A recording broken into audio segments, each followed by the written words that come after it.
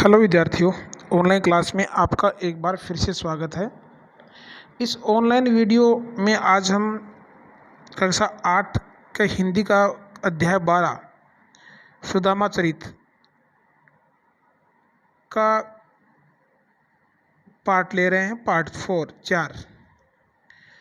तो इसमें इन पंक्तियों के माध्यम से कवि नरोत्तम दास क्या कहना चाहते हैं वो हम व्याख्या के अंतर्गत देखेंगे और संदर्भ, प्रसंग और व्याख्या भी हम इसमें देखेंगे।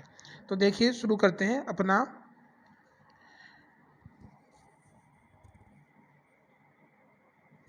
जो 4 की व्याख्या इस पाठ की। उसको वह पुलकनी, वह उठी मिलनी, वह आदर की बात, वह पठवनी गोपाल की कछु न जानी जात, घर घर का ओढ़त फिरे तनक दही के काज, कहा भयो जो अब भयो हरि को राज समाज, हो आवत नाही हूँ तो वाही पठियो ठेली, अब कहियो समझाए के बहु धन दरो सकेली।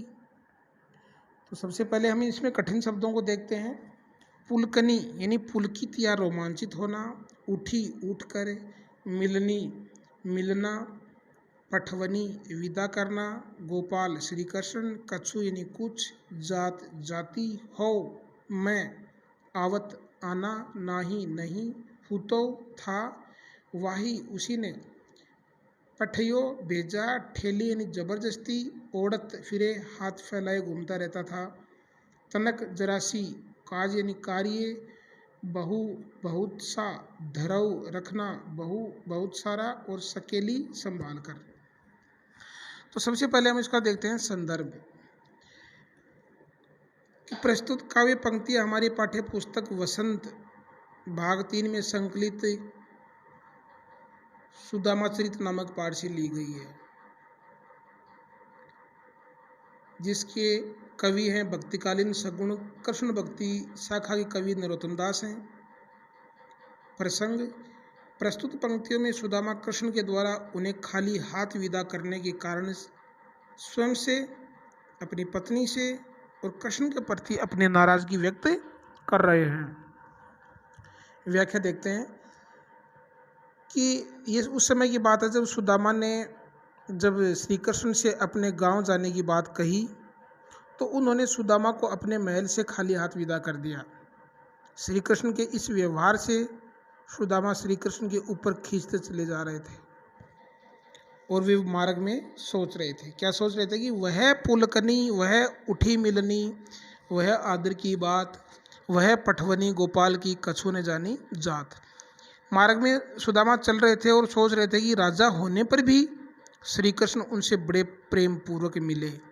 कहाँ तो उनका वह पुलकित होना अर्थात प्रसन्नचित या रोमांचित होकर मिलना, उठकर मिलना और बड़े आदर पूर्वक बातें करना, और कहाँ खाली हाथों से विदा करना। ये सारी चीज़ें सुदामा को समझ में नहीं आ रही थी। घर घर कर ओढ़त फिरे तनक दही के काज, कहाँ भयो जो अब भयो हरि को राज समाज। सुदामा सोच रहे हैं कि अब द्वारिका का राजा बन गया, पर है तो वही कृष्ण जो जरा जरा से दही के लिए हाथ फैलाए घर घर घूमता फिरता था, जो कभी खुद मांगा करता था, वह दूसरे को कैसे कुछ दे सकता है। तो सुदामा ये सोचकर चल रहा है। हो आवत नाही हूँ तो वाही पठ्यो ठेली, अब कहियो समुझाए के बहुत धन दरो सकेली। सुदामा मन ही मन बड़े नाराज तथा खिन्न होकर पछता रहे थे कि पत्नी की हठ धर्मिता के सामने वह झुक गया और यहाँ कृष्ण के पास चले आए, अर्थात उनकी पत्नी ने उन्हें जबरदस्ती श्री कृष्ण के पास भेज दिया। अब घर पहुंचकर उससे कहूँगा कि कृष्ण ने इतनी सारी संपत्ति और धन दिया है कि उसे संभाल कर रखो, कहीं इधर उधर न हो जाए। अब यहाँ पर इसके प्रश्न देखेंगे। कवि और कविता का नाम, तो कवि का नाम नरोत्तम दास, कविता है हमारी सुदामा चरित। दूसरा क्वेश्चन है सुदामा की द्वारका पहुँचने पर कृष्ण ने सुदामा के साथ कैसा व्यवहार किया। तो सुदामा जब द्वारका पहुँचे तो श्री कृष्ण अपना सिंहासन छोड़कर उनसे प्रसन्नतापूर्वक मिले, अपने आंसुओं से उनके चरण धोए और जितने दिन सुदामा वहाँ रहे खूब आव भगत की। तीसरा प्रश्न है, सुदामा अपनी पत्नी पर क्यों नाराज हो रहे थे? तो सुदामा सहायता मांगने के उद्देश्य श्री कृष्ण के पास द्वारका नहीं जाना चाहते थे, किंतु उनकी पत्नी ने जिद करके उन्हें द्वारका भेज दिया, इसलिए वह अपनी पत्नी पर नाराज हो रहे थे। और लास्ट अंतिम प्रश्न है, कृष्ण द्वारा खाली हाथ विदा किए जाने पर सुदामा ने कृष्ण पर क्या टिप्पणी की? तो सुदामा को श्री कृष्ण के इस व्यवहार ने बड़ा आहत अर्थात दुखी कर दिया था। वह सोच रहे थे कि कृष्ण भले ही राजा बन गया है, लेकिन है तो वही घर घर दही मांगने वाला, मंगता दानी कैसे हो सकता है, यह वह सोच रहा था।